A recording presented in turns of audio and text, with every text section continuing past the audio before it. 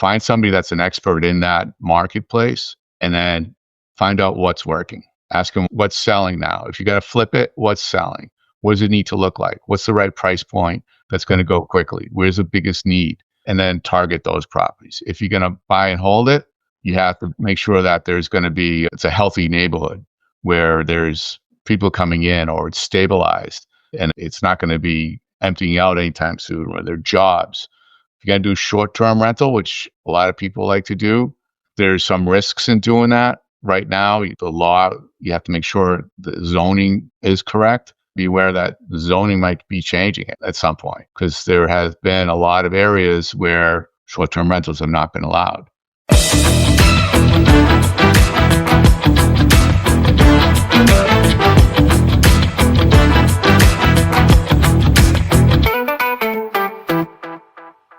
Good morning, and great morning, guys. Welcome to another fabulous episode of the Strategies Radio Show. Hey, I am your host, Corwyn J, Melette, broker and owner of Exit Realty, Low Country Group in beautiful North Charleston, South Carolina. Hey, if this is your first time listening to this show, you, sir, or ma'am, are in for a treat, because our mission here is very simple. That is to empower our community through financial literacy and real estate education, guys. We're legacy building. That's what we do.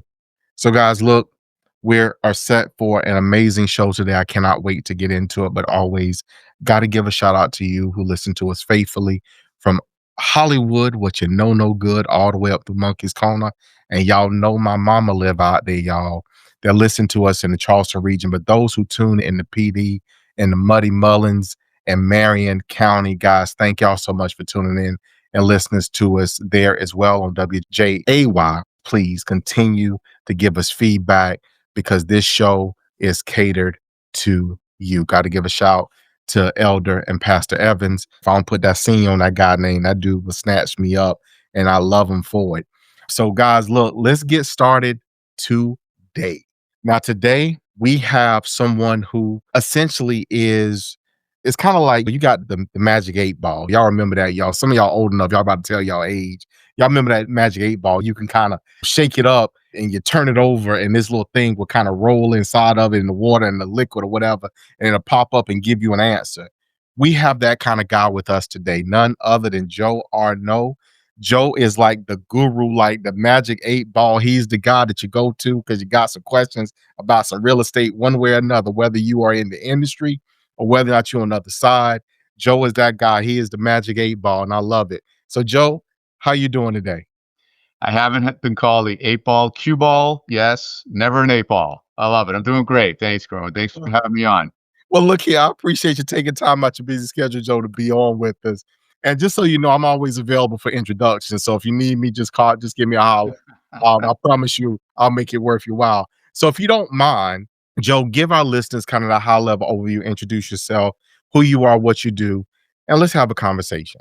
Absolutely. Sure. So I've been in real estate since 2003, not much before you got into it.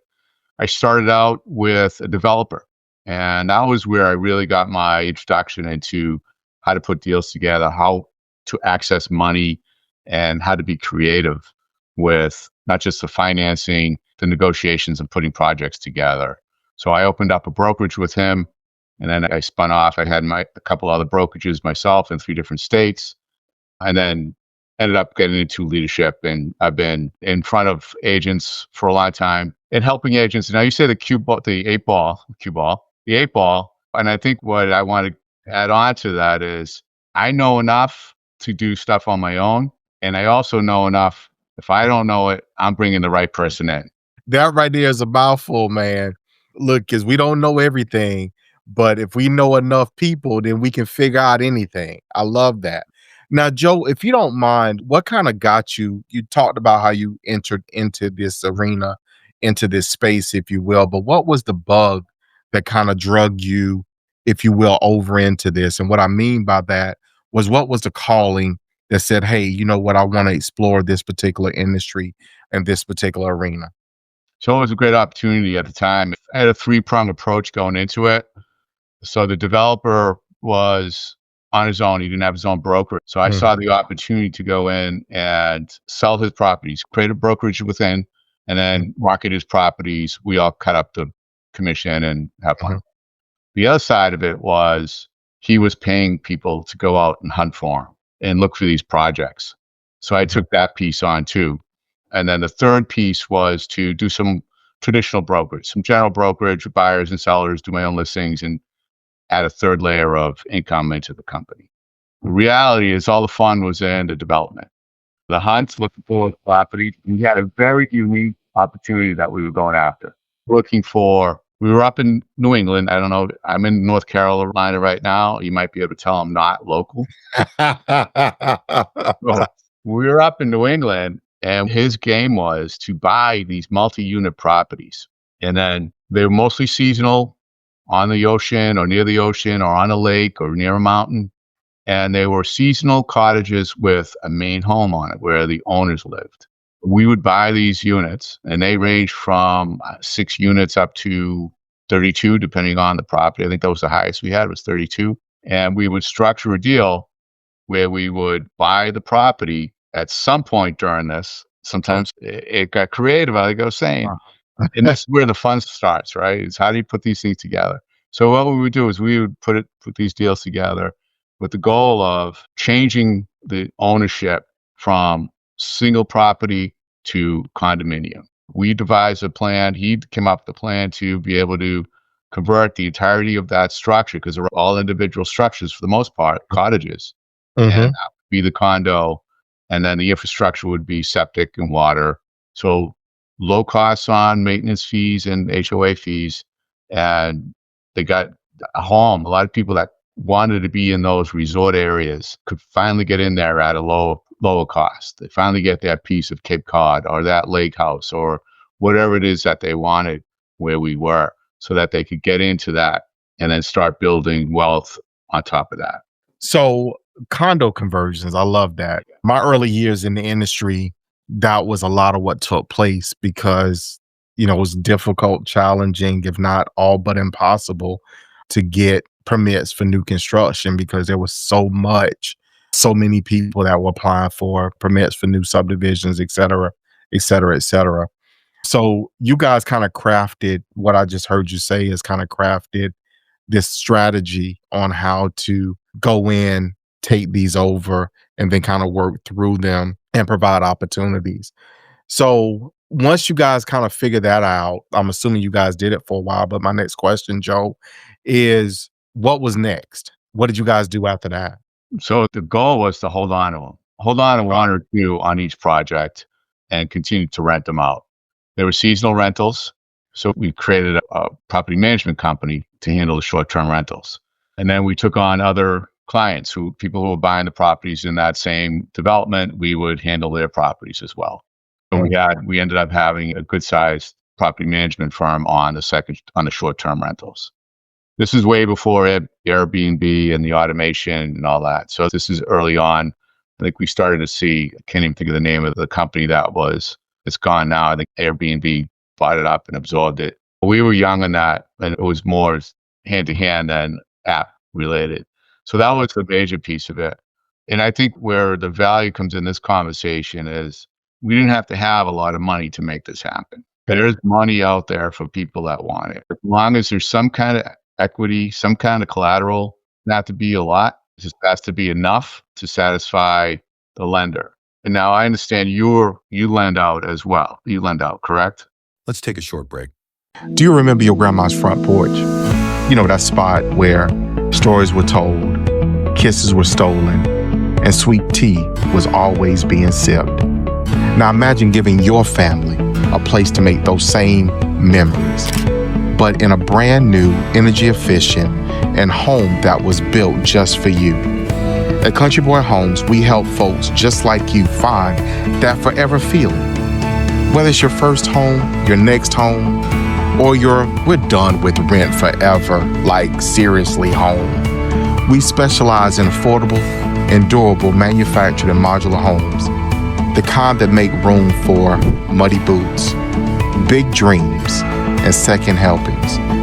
Come see what coming home really feels like. Call 843-574-8979 today. Country Boy Homes, built to last, priced for you.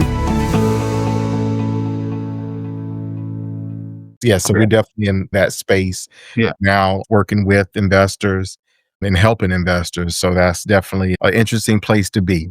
it For sure. is. So that was one way we would structure these deals where we would buy the property and Mhm. then convert it. The most common that we tried to do and often did successfully was to structure a deal where the owner, the seller, would self finance it and we would pay them off as the property started to sell. That was a nice one.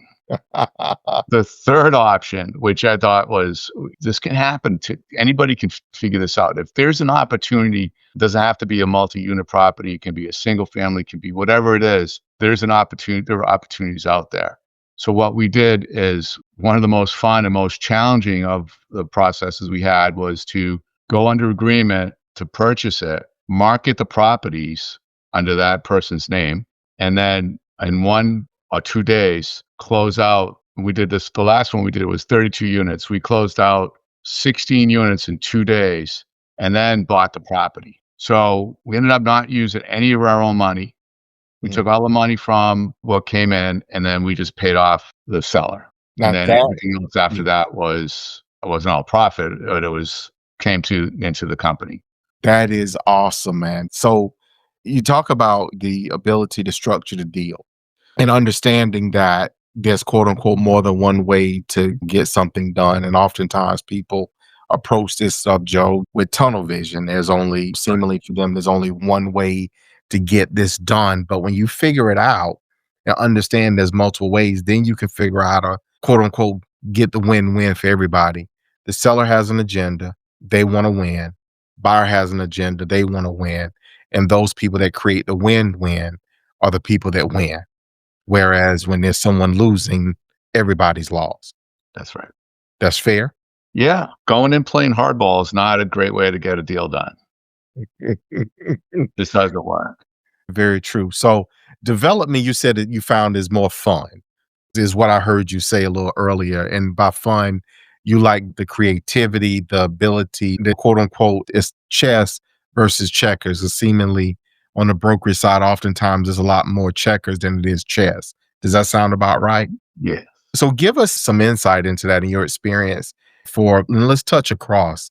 Let's touch on those folks who are looking to either be in that development space by being an investor or otherwise, those in the real estate space, but also the traditional mom and pop investor. What does this look like, if you will, across each genre? I think there's one commonality is the investor needs to know what they want. They need to understand what they're comfortable with, what price point, what type of property. And then once that's defined, then you find your target market and you research and you find the people that own those properties and you go right at them. And that's what we were doing. We were scouring, ended up in 3 different states, scouring all these different properties up and down in New Hampshire, Rhode Island, Maine, actually 4 states, Massachusetts. We would go after them, look for them, and then just approach it. And because we knew how to put the deal together, we had a track record, we had the right people with us, we were able to structure the deal properly and everybody won. And we listened to what the client, what the owner wanted to do. And I mentioned earlier, we had options. So we talked through which one was going to work with them. We start with which one's most favorable to us and then work towards, towards what's going to happen. There's no loss in doing that. There's anybody can pick up the phone or send a letter or knock on a door if you're that brave and just ask. It's that simple. And then if they say yes, and you're all of a sudden you realize you don't know exactly what to do, call somebody that knows what to do and bring them along. So here's the deal. I'd much rather have half or 75% or 50% of something and then not nothing of something. Exactly. The opportunity to joint venture, partner, or otherwise creates an opportunity, one, to get the deal done. Number two, to generate and make income, because the alternative is that neither one of those things happen. One, the deal doesn't get done, or at least doesn't get done by or through you. And then subsequently, there's no revenue. You make no money, which ultimately, if you're planning on investing, that's what you're planning to do. People invest money to make money. Yes, no? That's right. The whole So, thing. Joe, Give us, if you don't mind, like an example on that. And then let's kind of shift and kind of talk about it from, let's get some other insights into it from other perspectives that you may have. But go ahead.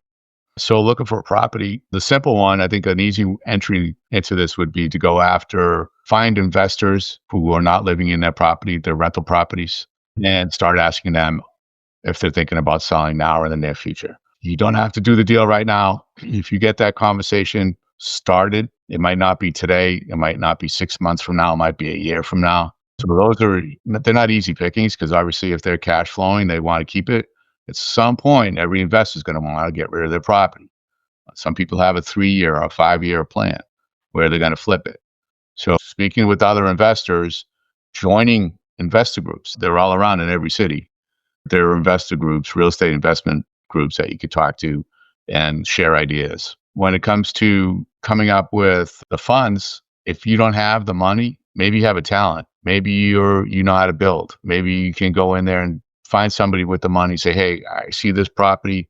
I can fix it up. I just need the money to get going. Trade your services for money if you can, once you find that property. Mm-hmm. Some people like duplexes. Again, easy entry, you get two doors instead of one. And they have, if one's empty, it's only 50%. If you have a single family, you get one empty, it's 100% that not generating. So there's different ways to look at it. Some people want a certain box, a certain type of home that's going to be in a nice neighborhood. It's going to be more money, yet there's going to be more rent due on it. So it all depends on the money and mapping out, if you're going to be renting this, how to make sure that you're cash flowing. So I just heard you say the underline that you just said is the buy box. What is it that you're looking for? And that kind of goes across all genres. If you're an agent, who's your ideal client, who you're seeking to serve?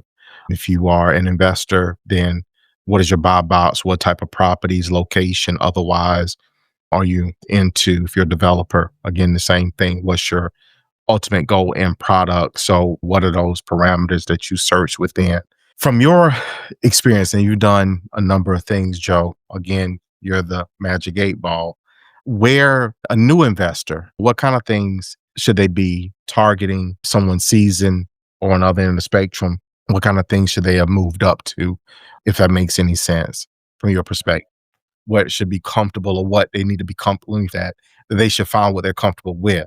But as a newer investor, most have no idea. So what kind of things do you suggest or recommend as potential buy boxes? To start to figure it out? Yes. Yeah, that's a really good question. If I were just getting into this, I would want to speak to somebody else that's doing it locally. Okay. In your neighborhood. If you're going to be investing locally, which you don't have to do, I know agents that are in North Carolina and they're investing in Indiana. Doesn't matter. Find somebody that's an expert in that marketplace and then find out what's working. Ask them what's selling now. If you got to flip it, what's selling? What does it need to look like? What's the right price point that's going to go quickly? Where's the biggest need? And then target those properties. If you're going to buy and hold it, you have to make sure that it's a healthy neighborhood where there's people coming in, or it's stabilized and it's not going to be emptying out anytime soon, where there are jobs. If you're going to do short-term rental, which a lot of people like to do, there's some risks in doing that. Right now, the law, you have to make sure the zoning is correct. You also have to be aware that the zoning might be changing at some point, because there has been a lot of areas where short-term rentals have not been allowed. So look at short-term rental. Okay, if short-term rentals go away, can I do mid-term rentals there? If mid-term rentals go away, can I do a long-term? If those don't make sense, can I sell it and still make a profit? So all those things you got to take account of. To get to the nut of it, I would find somebody locally that is investing in themselves. Speak to a really knowledgeable real estate agent who works with investors and find out what's hot, what's working. Don't try to make it up on your own. So, Joe, what I heard you say in all of that was this requires some work. Oftentimes, people just, the least little thing. I was on a conference call actually this morning in regards to that, where I made a reference, following a reference of someone else in the industry some years ago, where so many people just go surface level and they try to go wide versus drilling down and going deep in a particular subject matter. if you're going to work in this space and be in this space, then it's probably more ideal to go into whatever area, arena, whatever it is. That way you're knowledgeable about it, and therefore you know how to, where the pinch points, where the pains are, and able to get past them. So that makes perfect sense. Now, Joe, you're a coach. Yes, no? Correct. All right. So how do you coach people? What insights do you give them to help them to kind of move through this particular space? My coaching is in the real estate world, not in the investment side. So I work with real estate agents and coaching them, making sure they uncover their real desires and where their weaknesses are, where their strengths are, and build on that. And if I were to apply that to an investor, it would be very similar.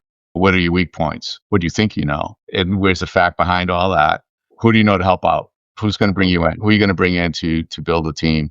And what's going to keep you up at night? That's the biggest thing when you get into investment. What's going to keep you up at night? Are you going to be sweating over the little things? Because there are many.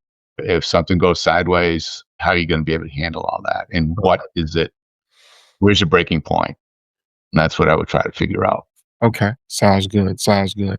So, Joe, we're quickly getting to the end of today's show, but I want to ask you this question. And I refer to it kind of as that mic drop question. I mean, you've been around for a while, over 2 decades. You have been in service and leadership in the industry.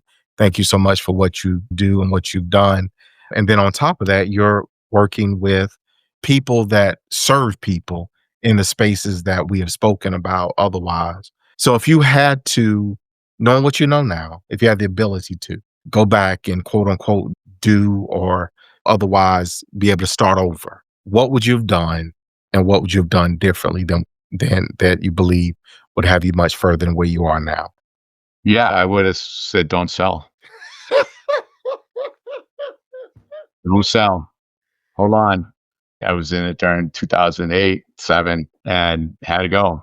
It was just that point. Everything was in real estate, my whole world. So I had to go. If I could have held on a little bit longer, I would have done really, really well with that stuff. So yeah, don't sell and ask questions. Anything you don't know, you got to admit that you don't know anything. Mm-hmm. You always seek out the professionals, the experts, and ask questions. Don't try to figure out it on your own. Very true. That's a great statement there, because sometimes we do act as if we do know all when we know nothing. So I definitely can agree with you on that. So that dude said he wouldn't sell. Said, no, don't sell. Don't. That's Y'all. right. I love it. I love it. And that's definitely a hindsight question. So, Joe, we've quickly come to the end of the day. So I really want to thank you for taking time out your busy schedule to be on with us today. It really means a lot to me. Thank you for sharing the insights that you have. Yeah, thanks for having me on. It was a pleasure. Awesome. Awesome. So for our listeners, guys, look, y'all know, but y'all gonna get it anyhow. All right. Y'all know, let's go right here. Y'all know how I feel. You know what I say. You don't always put the two of those things together. And I give it to you this way, which is to tell you that I love you. I love you. And we gonna see you guys out there in those streets.